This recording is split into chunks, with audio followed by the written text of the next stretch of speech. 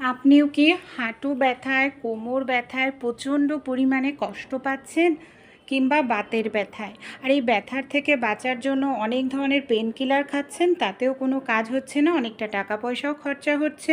আর এই যে ব্যথা কমানোর জন্য পেন কিলারগুলো খাই, এটা আমাদের স্বাস্থ্যের জন্য ভীষণ ক্ষতিকর। তাহলে অবশ্যই এই ঘরোয়া রেমেডিটি একবার ট্রাই করে দেখুন। আশা করছি অনেকটা টাকাও লাগবে না, ব্যথার থেকেও খুব সহজেই আরাম পাবেন। চলুন কিভাবে আমরা ব্যথা কমানোর জন্য ঘরোয়া কিছু টোটকা অ্যাপ্লাই করতে পারি, যাতে আমাদের বিষ ব্যথার থেকে সহজেই আরাম পাবো, অনেকটা টাকা পয়সাও খরচা হবে না। এখানে আমি একটি গ্লাসের মধ্যে এক টুকরো আদা নিয়ে নিয়েছি।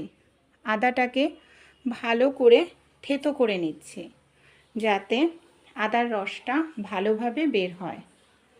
সেই সঙ্গে এখানে আমি নিয়ে নিয়েছি 2 কোয়া মতো রসুন।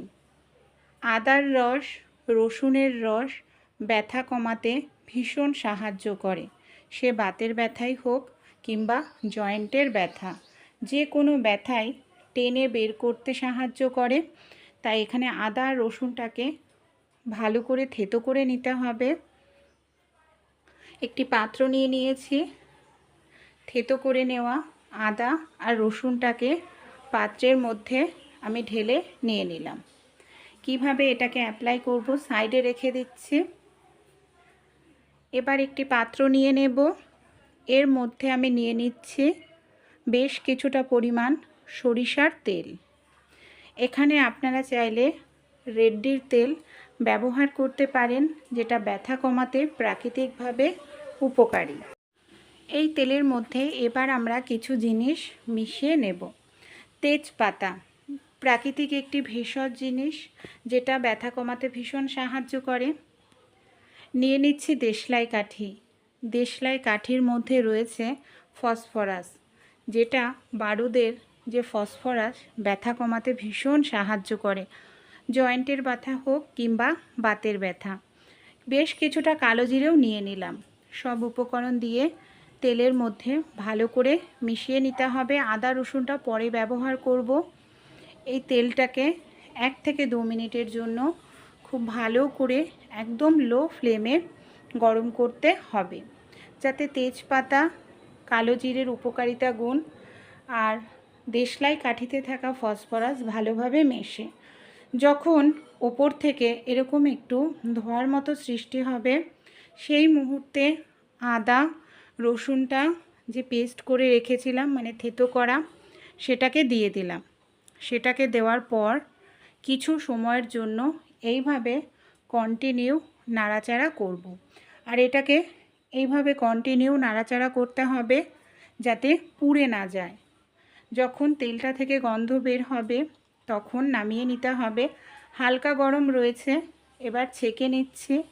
আর এই তেলটা কিন্তু ঠান্ডা করে নয়, যখনই ব্যবহার করতে হবে, যতটা গরম আমরা সহ্য করতে পারি ঠিক ততটা গরম করেই কিন্তু ব্যবহার করতে হবে।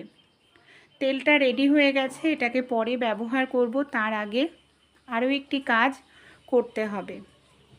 এখানে একটি পাত্র নিয়ে নিয়েছি। পাত্রের মধ্যে 1 গ্লাস পরিমাণ জল। জলের মধ্যে দিয়ে দিলাম পেঁপে পাতা। পেঁপে পাতাও কিন্তু ব্যথা কমাতে ভীষণ উপকারী বন্ধুরা। পেঁপে পাতা দেওয়ার পর মধ্যে 1 চামচ নুন দিয়ে জলটাকে আমি ভালো করে গরম করে নিয়েছি, মানে উষ্ণ গরম, যতটা গরম সহ্য করতে পারি। এখানে গরম জলই ব্যবহার করতে হবে পেঁপে পাতা দিয়ে এইভাবে ফুটিয়ে নিয়ে। আরেকটি পাত্রে নিয়ে নিয়েছি একেবারে ফ্রিজের ঠান্ডা জল। এখানে আপনারা যদি চান বরফ জলও ব্যবহার করতে পারেন। সবার প্রথমে গরম জলের মধ্যে একটি কাপড় ভালো করে আমি ডুবিয়ে নিলাম। যেখানে আমাদের ব্যথা, সে হাঁটু ব্যথাই হোক, কোমর ব্যথা, জয়েন্ট ব্যথা বা মাংসপেশিতে ব্যথা, যে কোনো জায়গায় এই রেমেডিটি আপনারা সবার প্রথমে কি করব, এইভাবে গরম সেঁক দেব। তারপর ঠান্ডা জলের মধ্যে কাপড়টাকে ভালো করে ডুবিয়ে নিয়ে ঠান্ডা সেঁক দিতে হবে। একবার গরম সেক দেব 10 মিনিট, একবার ঠান্ডা সব দেব 10 মিনিট। এইভাবে 20 মিনিট সেক করুন, এতেই 50% ব্যথা দেখবেন কমে যাবে। তারপর যে তেলটা তৈরি করে নিয়েছি সেই তেলটা দিয়ে 10 থেকে 15 মিনিটের জন্য আমাদের খুব ভালো করে এইভাবে মালিশ করতে হবে। মালিশ করলে কি হয়, রক্ত চলাচলটা ভালো হয়, নার্ভ সচল থাকে, এতে বেশ ব্যথা কমাতে সাহায্য করে। মাংসপেশিতে ব্যথা হলে সেখানেও আপনারা এইভাবে ডলে ডলে একটু মালিশ করুন। অনেক সময় আমরা দাঁড়িয়ে মহিলারা যখন রান্নাবাড়ি করি দেখবেন গোড়ালিতে প্রচণ্ড ব্যথা হয়, গোড়ালিতেও একটু এইভাবে তেলটা নিয়ে মালিশ করুন। এই ঘরোয়া রেমেডিটি পরপর দুবেলা 2-3 দিন অ্যাপ্লাই করুন। হাঁটু ব্যথা, কোমর ব্যথা, বাতের ব্যথার থেকে আরাম পাবেন। এর জন্য আপনাদের হাজার হাজার টাকা খরচা করতে হবে না, ঘরে থাকা উপকরণ দিয়েই ব্যথা কমাতে পারবেন, আর ব্যথার থেকে আপনারা কষ্টও কিন্তু পাবেন না।